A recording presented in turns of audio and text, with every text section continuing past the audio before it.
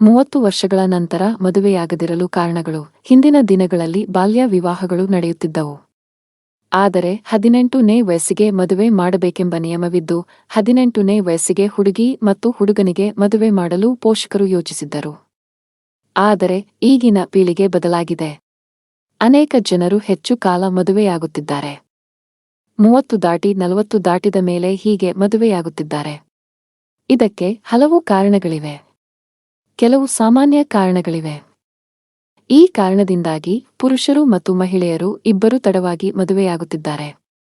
ಅದಕ್ಕೆ ಕಾರಣ ವೃತ್ತಿ. ಈಗಿನ ಪೀಳಿಗೆಯವರು ವೃತ್ತಿ ಜೀವನದತ್ತ ಹೆಚ್ಚು ಗಮನಹರಿಸಿದ್ದಾರೆ. ಓದುವುದು ಸಾಕಾಗುವುದಿಲ್ಲ.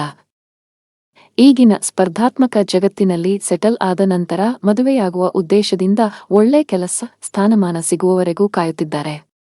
ಇದರಿಂದ 35 ದಾಟಿದರೂ ಮದುವೆಗೆ ಹೆಜ್ಜೆ ಇಡುತ್ತಿದ್ದಾರೆ. ಮದುವೆಯ ನಂತರ ಸಮಸ್ಯೆಗೆ ಸಿಲುಕುವ ಬದಲು ಮದುವೆಗೆ ಮುನ್ನ ಎಚ್ಚರ ವಹಿಸಿ ನಂತರ ಸೆಟಲ್ ಆಗಿ ಮದುವೆಯಾಗುವುದು ಒಳ್ಳೆಯದು ಎಂದು ಹಂಬಲಿಸುತ್ತಾರೆ. ಜವಾಬ್ದಾರಿಗಳು. ಪ್ರತಿ ಮನೆಯಲ್ಲೂ ಪ್ರತಿಯೊಬ್ಬ ವ್ಯಕ್ತಿಯೂ ವಿಭಿನ್ನ ಜವಾಬ್ದಾರಿಗಳನ್ನು ಹೊಂದಿರುತ್ತಾನೆ. ಆದರೆ ಇತ್ತೀಚಿನ ದಿನಗಳಲ್ಲಿ ಅನೇಕರು ಆ ಜವಾಬ್ದಾರಿಗಳನ್ನು ಮುಗಿಸಿದ ನಂತರ ಮದುವೆಯಾಗಲು ಬಯಸುತ್ತಾರೆ. ಇಡೀ ಕುಟುಂಬವನ್ನು ನೆಲೆಗೊಳಿಸುವುದು, ಆರ್ಥಿಕವಾಗಿ ಬೆಳೆಯುವುದು, ಮನೆ ಕಟ್ಟುವುದು. ಹೀಗೆ ಹಲವು ಜವಾಬ್ದಾರಿಗಳಿವೆ. ಇವುಗಳನ್ನು ಪೂರ್ಣಗೊಳಿಸಿದ ನಂತರ ಅವರು ಮದುವೆಯಾಗಲು ಬಯಸುತ್ತಾರೆ. ಏಕಾಂಗಿಯಾಗಿ ಆನಂದಿಸಿ. ಅಂತೆಯೇ ಅನೇಕ ಜನರು ಏಕಾಂಗಿಯಾಗಿ ಆನಂದಿಸಲು ಬಯಸುತ್ತಾರೆ. ಅವರು ಪ್ರಯಾಣ, ಸಾಂಸ್ಕೃತಿಕ ಕಾರ್ಯಕ್ರಮಗಳು ಮತ್ತು ಇತರ ವಿಷಯಗಳನ್ನು ಏಕಾಂಗಿಯಾಗಿ ಆನಂದಿಸಲು ಬಯಸುತ್ತಾರೆ.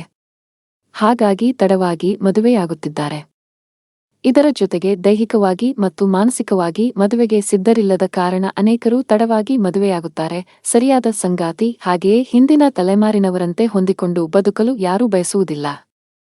ಅವರು ತಮ್ಮ ಅಭಿಪ್ರಾಯಗಳು ಮತ್ತು ಇಷ್ಟಗಳಿಗೆ ಸರಿಯಾದ ಜನರನ್ನು ಹುಡುಕುವವರೆಗೆ ಕಾಯುತ್ತಿದ್ದಾರೆ. ಅದು ಸಿಕ್ಕಾಗ ಮಾತ್ರ ಮದುವೆಯಾಗುತ್ತಾರೆ. ಈ ಕಾರಣದಿಂದಾಗಿ ಅವರ ಗುರಿಗಳನ್ನು ತಲುಪಲು ಸುಲಭವಾಗಿದೆ. ಆರ್ಥಿಕ ಸ್ಥಿರತೆ. ಹಿಂದಿನ ದಿನಗಳಲ್ಲಿ ಅಜ್ಜಂದಿರು ತಮ್ಮ ತಂದೆ ಸಂಪಾದಿಸಿದ್ದನ್ನು ಹೊಂದಿಸಿಕೊಂಡು ಬದುಕುತ್ತಿದ್ದರು. ಆದರೆ ಈಗಿನಂತಲ್ಲ, ತಮ್ಮ ಇಷ್ಟಾರ್ಥ ಮತ್ತು ಐಷಾರಾಮಿ ಜೀವನಕ್ಕಾಗಿ ಕಾಯುತ್ತಿದ್ದಾರೆ. ಇದಕ್ಕಾಗಿ ಅವರು ಆರ್ಥಿಕ ಸ್ಥಿರತೆ ಮತ್ತು ಮದುವೆಯಾಗಲು ಕಾಯುತ್ತಿದ್ದಾರೆ. ಅದೇ ರೀತಿ ಅನೇಕ ಜನರು ತಮ್ಮ ಹೆತ್ತವರ ಮೇಲೆ ಅವಲಂಬಿತರಾಗಲು ಇಷ್ಟಪಡುವುದಿಲ್ಲ.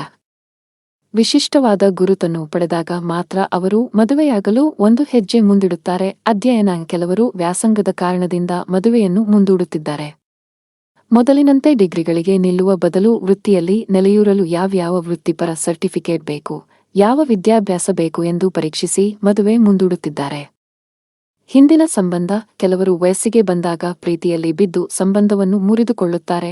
ಆದ್ದರಿಂದ ಅವರು ಖಿನ್ನತೆಗೆ ಒಳಗಾಗುತ್ತಾರೆ ಮತ್ತು ಮದುವೆಯಿಂದ ಹಿಂದೆ ಸರಿಯುತ್ತಾರೆ.